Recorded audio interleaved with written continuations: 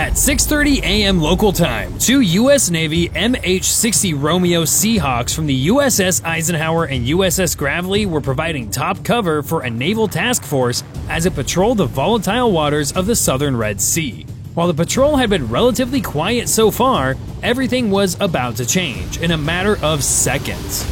Unknown to the Seahawk pilots, a formation of Houthi fast attack boats operating near Hodeidah had the commercial escort and its high-value assets in their sights, and they let loose a salvo of guided rockets and bursts of machine gun fire on the Singapore-flagged container ship Maersk Hangzhou as it steamed through the southern Red Sea about 55 nautical miles southwest of Al Hodeidah, Yemen.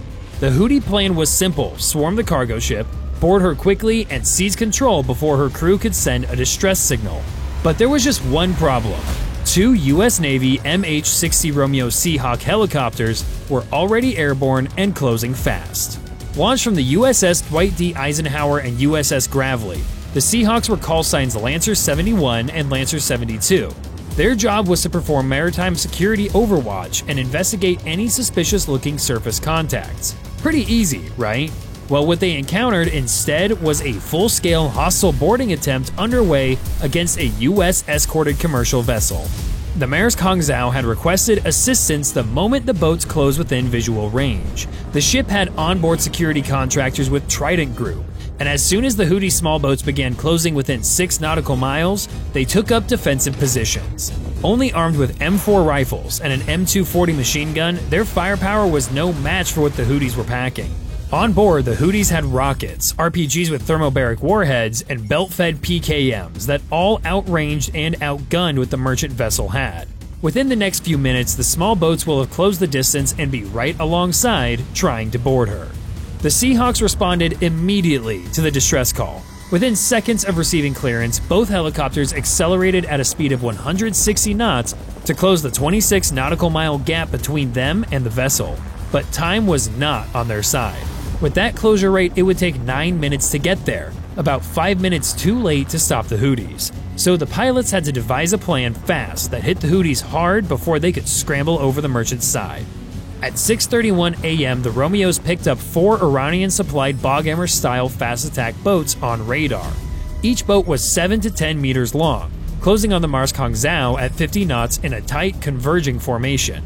On board each Boghammer were 3 to 4 Houthi militants armed with PKM machine guns, RPGs, and AK-47 rifles.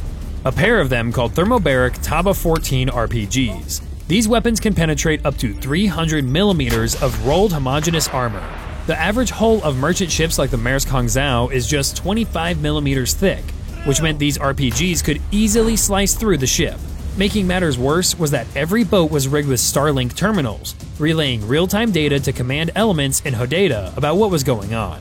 The use of Starlink was no coincidence. These terminals allow the Houthis to accurately coordinate boat swarm tactics, receiving real-time imagery from overhead drones, coastal spotters, and command nodes. This wasn't just a raid, it was a coordinated strike built off Iranian asymmetric naval doctrine. The Maersk Hangzhou, while itself unarmed, wasn't defenseless. At a range of 1,800 meters, her embarked security team opened fire with M240 Bravo machine guns mounted on hardened positions along the stern and port side. They managed to damage one of the boats, but couldn't stop all 4. In 47 seconds, the fast boats were now at 600 meters and would soon be within RPG range, and it soon came. Though their suppressive fire knocked out one of the attacker's rudder assemblies, the RPG gunner fired a round from Boat 2 that came within 3 meters of the ship's superstructure, which is the part of the ship that sticks up above the main deck where the crew controls the ship. Taking this out would mean the ship would lose its ability to run away or coordinate a defense. At this moment, it was clear the security detail was moments away from being overrun. And that's when the Seahawks arrived. Due to the dog defense of the ship's security team, the Boghammers were standing fast at around 600 meters so they could pummel them with RPGs before boarding. This delay gave the Lancer 71 and 72 enough time to close the gap, so that by 6:39 they were just a mile away. With the Romeos cleared to engage, the only thing left was to identify which ones to take out first. Located here under the nose of the aircraft is the AN/APS-153V radar. While the radar had picked up all 4 boats while still 42 kilometers out, due to dense sea clutter, it needed more data to get an accurate course, speed, and profile of each attack craft.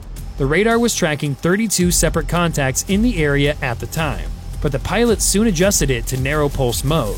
In this configuration, the radar sent out energy at 0.5 to 1 microsecond intervals to get the high-fidelity data needed to make a beeline for the Houthi boats. But this system just helped get the Romeos vectored in the right direction.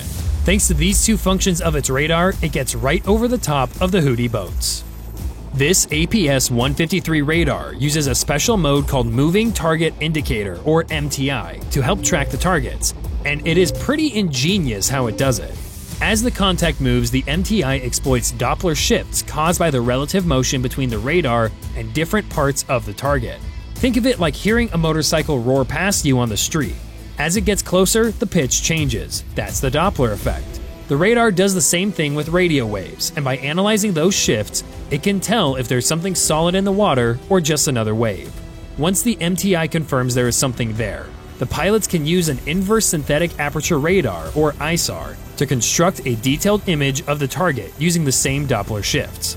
With confirmation of a moving target and high-resolution images in real time, the pilots now know for sure they have the Houthi boats in their sights, and now it's time to let loose.